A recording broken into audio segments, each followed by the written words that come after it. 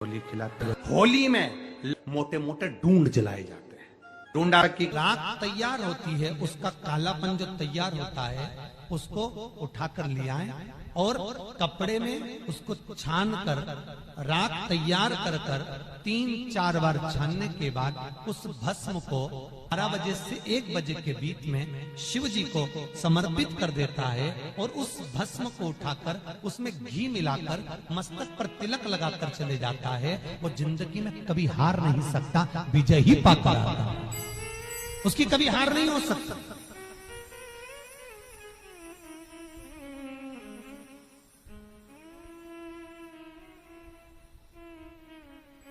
वो कभी हार नहीं सकता। शिव महापुराण की कथा कहती है वो भस्म विजयता को प्रदान करती है। आपको किसी से नहीं करना, किसी के हाथ नहीं जोड़ना, केवल वो भस्म का तिलक लगाकर जिससे आपका काम निकालना है उसके सामने पहुंच जाए, आपको सुख का अनुभव हो जाए, कार्य सिद्ध। तो भस्म इतनी प्रबल हो गई। शरीर में बहुत बड़ा रोग हो गया, छूटने को तैयार नहीं है, बड़े बड़े इलाज करवा लिए, बहुत दिखा लिया, बहुत सब दूर इलाज करवाया, सब दूर दिखाया, पर मिटने को तैयार नहीं है। तो फिर अबीर का प्रयोग, एक चावल का दाना, एक श्वेत पुष्प और अबीर भगवान शंकर को समर्पित कर धीरे धीरे धीरे धीरे शरीर का रोग अपने आप समाप्त होना प्रारंभ हो जाए। पूरी कहानी गलत बताई। अगर दुनिया के लोग सही कहानी बताते तो भतीजा और बुआ का संबंध खराब नहीं होता। कहानी गलत थी ना। लोगों ने कहा, हिरण्यकशिपु ने अपनी बहन से कहा, बहन तू अपने भतीजे को गोदी में रखकर बैठ जा और चादर ओढ़कर बैठ जाना, तू बच जाएगी, तेरा भतीजा जल जाएगा। तो बुआ भतीजे को जलाने के लिए गोदी में लेकर बैठी। बोलो सही है कि गलत है? लोगों ने कहानी गलत बताई। होली का लोगों ने कहा उसने अपने भतीजे को जलाया। पहले तो होलिका का नाम तो निकालो कि होलिका का नाम क्या है। कथा वालों ने कह दिया हिरण्यकशिपु की बहन थी होलिका, वो अपने भतीजी प्रहलाद को गोदी में लेकर बैठ गई। वो प्रहलाद को हाथी के पांव के नीचे डाला, खोलते तेल में डाला, अग्नि में डाला, इसमें डाला, उसमें डाला, नहीं मरा। आखिरी में अपनी बहन से कहा होलिका तो अपने भतीजे को गोदी में लेकर बैठ जा। पहले उस होलिका का असली नाम तो लाओ, जिस होलिका का नाम विष्णु पुराण में ढूंढा लिखा है। क्या नाम लिखा है? ढूंढा। होलिका का असली नाम लिखा है विष्णु पुराण में ढूंढा। इसलिए आज भी होली में लकड़ी नहीं जलाई जाती, मोटे मोटे ढूंढ जलाए जाते हैं, क्योंकि उसका नाम ढूंढा है। और ढूंढा बैठी अग्नि में, भतीजे को गोदी में लेकर बैठ गई। उसके पास में एक ब्रह्मा जी की चादर थी, जिसको ओढ़ कर बैठ जाती थी तो आगी में जल नहीं सकती थी। ढूंढा ने देखा चारों तरफ से आगी लग गई, मेरा भतीजा जल जाएगा। तो बुआ को लगा मेरा भतीजा जल जाएगा। बुआ वो होती है जो दुआ देती है, बुआ कभी बद्दुआ नहीं देती है। और ढूंढा ने अपनी चादर को उतारा, आगी चारों तरफ से लग गई। बुआ को लगा मेरा भतीजा जल जाएगा, तो अपनी चादर उतार कर अपने भतीजे पे डाल दी और बुआ खुद जल गई, पर अपने भतीजे को नहीं जलने दिया। ये कथा है, पर लोगों ने उसको पूरी पलट दिया, पूरा पलट दिया। बुआ कब जलाई अपने भतीजे को? होली का क्रम 13 तारीख को शायद होली जलेगी, 14 तारीख को गुरंडी रहती है, होली खिलाती है। पिछले वर्ष थोड़ा सा होली का क्रम रहा, तो अब की बार सब जगह की होली में ना जाते हुए केवल एक होली, वो भी सीहोर की, वो 15 तारीख को महादेव की होली, मार्च को महादेव की होली। अपने शिवालयों में शंकर जी शिव मंदिर के अंदर चंदन का जल 1 लोटा अवश्य चढ़ाएं। महादेव की होली अवश्य मनाएं। होली आ रही है, लगी नहीं रिया की होली जैसा है। दिवाली आती है तो लगता ही नहीं कि दिवाली जैसा है। राखी आती तो लगता ही नहीं राखी जैसा है। सारे त्योहार फीके हो गए गुरुजी। हमने कहा त्योहार फीके नहीं हुए, त्योहार का कलर फीका नहीं हुआ, त्योहार का रंग फीका नहीं हुआ है। बस त्योहार वही है, गुलाल वही है, मिठाई वही है, गुजिया पपड़िया वही है, खुरमे चकरी वही है, पपड़िया वही है, गुजिया वही है, इंसान वही है। बस बाजार में से जो रौनक समाप्त नहीं हुई है, रौनक आपके भीतर की समाप्त हो गई। आपके भीतर इतनी ईर्ष्या भराती गई, इतनी ईर्ष्या भराती गई, इतनी ईर्ष्या भराती गई कि वो ईर्ष्या के कारण, उस अहंकार के कारण, उस अहम के कारण तुम एक दूसरे से मिलना पसंद नहीं कर पाते। पहले के लोग कहते थे हमारे यहाँ जब होली होती थी इतने लोग आते थे, मिलने जाते थे, गुलाल लेकर जाते थे। आजकल तो कोई दिखता नहीं है। कारण केवल इतना सा है, तुम्हारा अहंकार, तुम्हारा ईगो, तुम्हारा अभिमान तुम्हें अपने घर से बाहर नहीं निकालता। तुम घर से बाहर नहीं निकलते अपने अहंकार के कारण, अपनी काया के कारण, अपनी अभिमतता के कारण आप दूसरे से मिलना पसंद नहीं करते। जरा सा कोई ने कलर लगाया तुम्हें क्रोध आ गया, जरा सा किसी ने गुलाल लगाया तुम्हें गुस्सा आ गया, जरा सा कोई आया भाभी जी भैया जी करके गुलाल लगा गया, तुम न न न न न no no no no no, कहां जाओ? इतने वीआईपी हो गए, इतने वीआईपी हो गए, इतने वीआईपी हो गए कि अपने त्योहारों से भी दूर हो गए। मेरा निवेदन है, होली का त्योहार आ रहा है, उस फागुन के त्योहार में मेरा देवाधिदेव महादेव माता पार्वती के साथ होली खेलता है, मेरा कृष्ण कन्हैया राधा रानी के साथ होली खेलता है। आप भी अपने इष्ट मित्रों के साथ होली खेलिए और दिल से खेलिए। अरे सीहोर में, सीहोर जिले में एक होली होती थी। उस होली का नाम हमने पिछली बार बदल दिया था। कौन सी होली कर दी थी?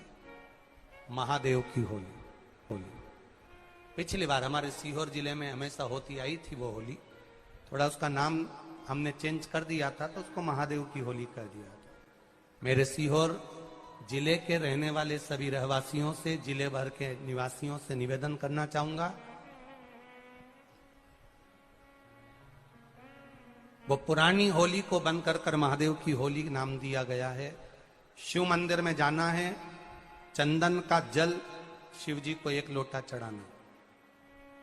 एक बात अपनी जिंदगी में उतार कर रखो, शंकर भगवान को घी का दिया भी लगाओ तो तुम्हारे घर में जो असली घी हो, थोड़ा सा भले 1 पत्ती लगाओ, भले इतनी सी बत्ती जलाओ, पर असली घी की जलाओ।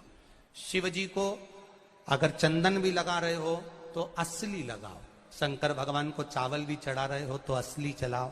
शंकर भगवान को अगर अष्टगंध भी चढ़ा रहे हो तो असली चढ़ाओ। केमिकल का कोई चीज मेरे महादेव को मत चढ़ाओ जिससे भगवान शिव की मूर्ति नष्ट हो। ऐसी कोई चीज मेरे महादेव को ना चढ़ाओ। अगर शंकर भगवान के साथ आप होली खेल रहे हो तो चंदन का पानी शंकर भगवान को चढ़ाइए, अष्टगंध का जल भगवान शिव को चढ़ाइए। तो करो तैयारी, आ रहा है त्रिपुंड धारी महादेव की होली बड़े आनंद के साथ। मेरा निवेदन, अपने शिवालयों में, शंकर जी के मंदिरों में, सीहोर जिले के प्रत्येक शिव मंदिर के अंदर चंदन का जल 1 लोटा अवश्य चढ़ाएं, महादेव की होली अवश्य मनाएं। और भाव के साथ 5 मंदिर हम भी जाएंगे, कोई जुलूस नहीं, कोई क्रम नहीं, बस बाबा को आराम से जल चढ़ाना ही एक नियम है और बाबा को जल चढ़ाएंगे। आप सब बड़े आनंद के साथ महादेव की होली का स्मरण करिए। महादेव की होली के दिन बेलपत्री की जड़ के नीचे जाकर प्रयास करा करो कि लाल चंदन का जल, लाल चंदन को घिसकर कलश में उस चंदन को डालकर जल भरकर उसको बेलपत्री की जड़ के नीचे सींचन करने का प्रयास करा करो। है कि धीरे धीरे कर कर वो दुख समाप्त होगा, वो दुख कटेगा ही।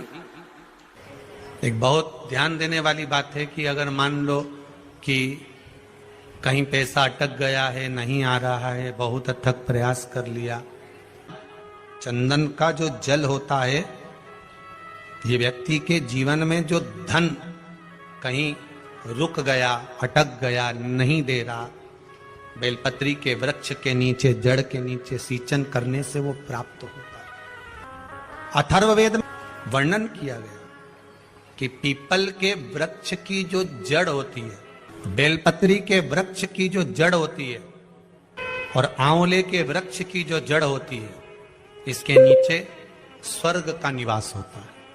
किसका निवास है?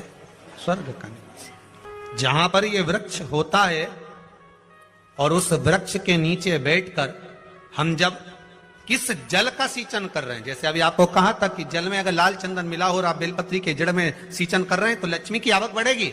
कहीं पैसा अपना अटक गया, नहीं आ रहा, आएगा। पीपल की जड़ में इत्र का जल, पीपल की जो जड़ होती है उसमें इत्र का पानी, थोड़ा सा जल उसमें थोड़ा सा इत्र का भाग हो महाराज, और आप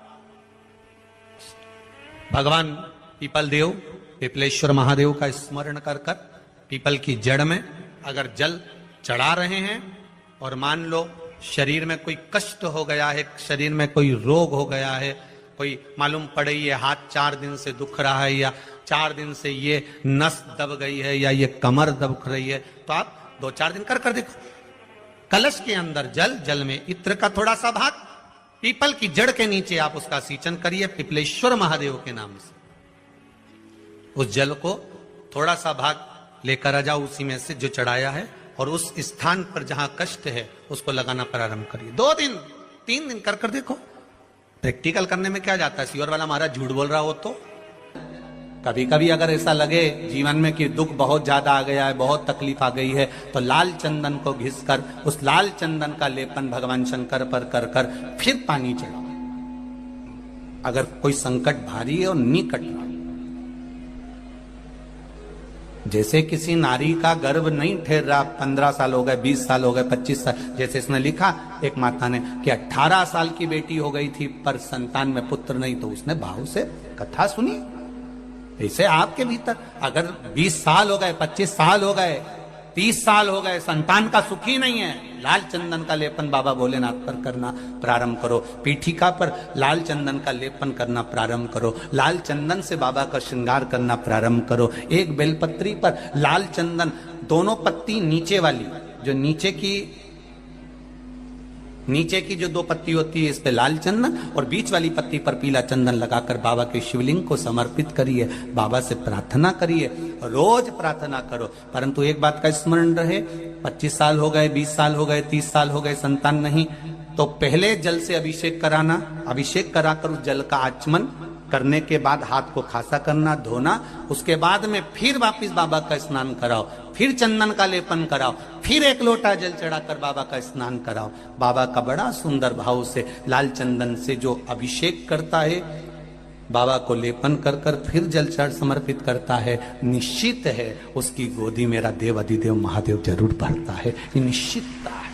हम तो बेटियों से भी कहते हैं, जिसका विवाह नहीं हो रहा हो, 25 साल, 30 साल, 27 साल, 28 साल, 32 साल, 40 साल हो गए हो, नहीं हो रहा हो बेटा बेटी का विवाह, उसे लाल चंदन का प्रयोग अशोक सुंदरी वाली जगह पर 7 बिंदी लाल चंदन की लगाकर 7 बेलपत्र 7 बिंदी पर रखिए, और महाराज अपनी कामना कर कर भगवान से आइए, बाबा देगा, करेगा, 3-4 महीने में विवाह पक्का करेगा। ये लाल चंदन की महत्वता है, शिव तत्व। रोग बढ़ गया, बेलपत्री के वृक्ष के नीचे दीप लगाना प्रारंभ करो। बाबा से विनती कर कर घी का दिया लगाइए बेलपत्र वृक्ष के नीचे, बाबा से निवेदन करिए, रोग निवारण। कि एक बार पांडवों ने अश्वमेध, एक बार आवर्त महोत्सव रखा और एक यज्ञ रखा। उस यज्ञ का नियम था, पहले जो यज्ञ होते थे उन यज्ञ का नियम था, यज्ञ में घंटा लगता था। वो यज्ञ की जैसी पूर्णाहुति होती थी तो यज्ञ का घंटा अपने आप बज जाता था, अपने आप बजता था, उसे बजाता कोई नहीं था, अपने आप बजता। आज यज्ञ का घंटा नहीं बजा तो युधिष्ठिर ने पंडितों से पूछा, ब्राह्मणों आपने यज्ञ करवाया पर ये यज्ञ का घंटा नहीं बजा। ब्राह्मणों ने कहा, हमने तो यज्ञ अच्छा करवाया पर घंटा क्यों नहीं बजा, समझ में नहीं आया।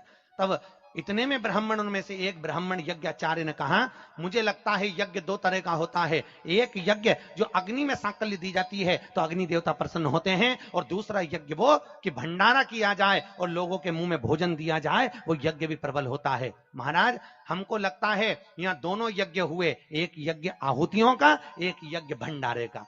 मुझे लगता है भंडारे में कोई भूखा रह गया है, कोई भूखा है। अब वो भूखे व्यक्ति को ढूंढो। पांडव गए और पांडव जाकर जरा पता करो कि भूखा कौन है अपने नगर में, यज्ञ का घंटा बजेगा।